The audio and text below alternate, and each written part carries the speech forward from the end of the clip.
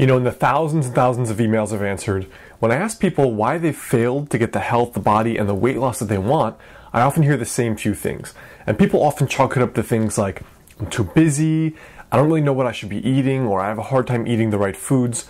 But in reality, there's only one reason, one single underlying reason why we fail to get the health, the body, the life we want. Now that one primary reason is what I call the narrative.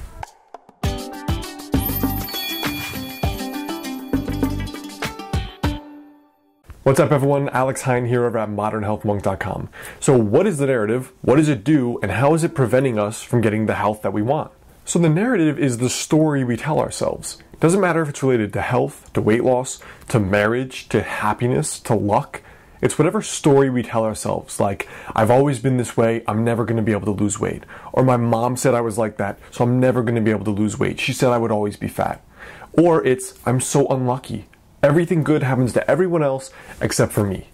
Or it's, I never have enough time, all the good opportunities pass me by, I'm never going to be able to do all the stuff I like in life, I'm going to be stuck working 3 jobs. It's the story, the explanation we give to the events around us. Now, regardless of what we eat, the narrative is infinitely more important than what we eat for weight loss, and here's why.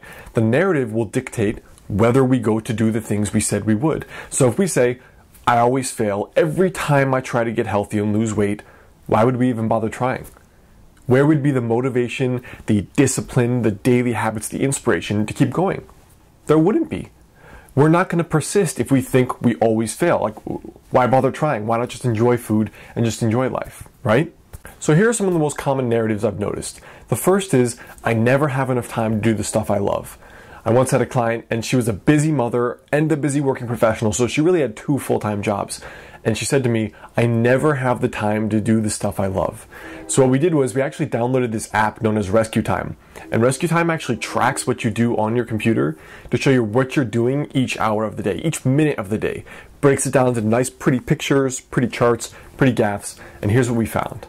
Not only was she spending 90 minutes a day on news sites, again, she was self-employed so she had a flexible schedule, she was spending 90 minutes a day on news sites, and really only 3 hours of her workday was actually productive. So when she said she didn't have enough time to do the things she loved, we found that by removing those unproductive periods, she could condense her work schedule into one core work period and spend the rest of the day doing what she wanted. And we often hear this too from people. You know, I hear people say, I don't have time to do healthy stuff, do something I'm passionate about, do this part-time thing.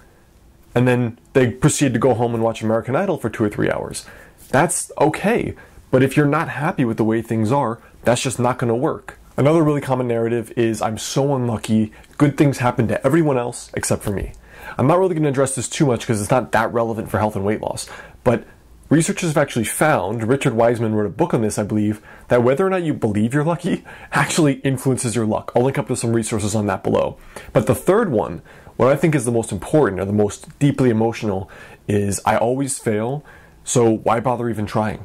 I'm just gonna eat the foods I like, enjoy my life, not worry about all this stress and anxiety around my health and my weight, and just do what I want.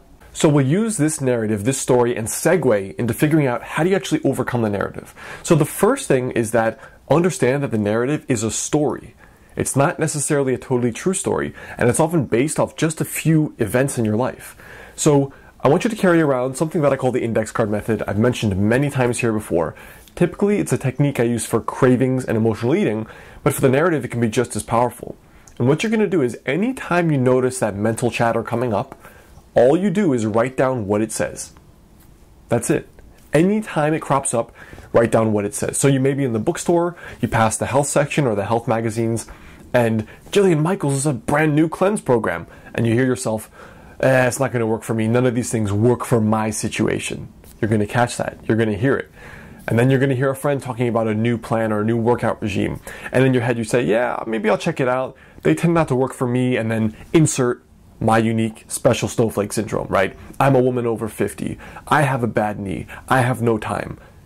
Be very aware of when this narrative actually triggers itself. And you can see how you talk yourself out of it. We will talk ourselves out of it without even realizing it and sabotage every action our entire lives if we're not careful. So I once asked a client, what makes you say that you always fail? And when we dug deep, I said, list every single thing. Take a day or two, list every single thing. she could only count three things. Three things in her entire life, and that led her to believe that she always failed at everything she tried. So imagine just three events, three single events in her whole life, and then she told herself this story to just quit trying. And what I found with the narrative is that this is the rule rather than the exception to the rule. Most often, it just comes down to a few key events, and then we just say, screw it, I don't even want to try anymore. Even though the solution may be right there, just right ahead of you, the next thing there. So I want you to do this awareness exercise with the index card just for a week, and you'll get a lot of insight, a lot of psychological insights into what's actually going on up here, preventing success out here in the real world, because the thoughts become manifestations, right? They totally affect our motivation, our happiness, whether or not we take the actions we said we would. So your tiny habit for today is super simple. Do that index card method to become aware of your own narratives and then evaluate them. Ask them if they're really true, or is it just from a couple key events in your life that made you believe that? And maybe that's just a story we keep telling ourselves. So I want to hear from you below. What is a common narrative you tell yourself day to day that maybe is preventing you from getting to where you want to be health and wellness wise? Make sure you leave a comment below and tell me. If you're on YouTube, go on over to modernhealthmonk.com, enter your email address there, you're going to get a real food weight loss habits guide. Make sure you subscribe on YouTube, you'll get the next video as soon as it's out, and I will see you next time.